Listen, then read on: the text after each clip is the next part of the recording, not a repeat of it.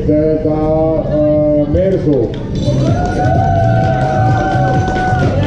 Ma ei teadnudki, et Rainer Benson on ka paatetootmas, aga nüüd sain teada.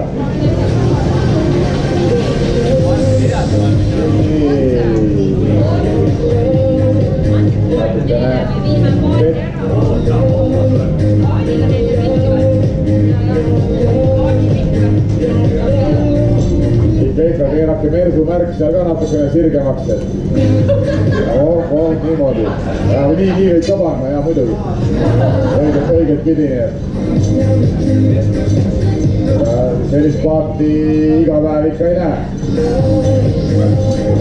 Ja taga siis paistavadki need lekkivad mannergud või?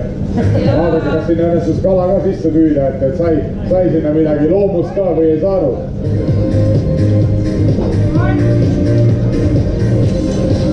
Kas paar kiisapoju sai sinna sisse või mitte?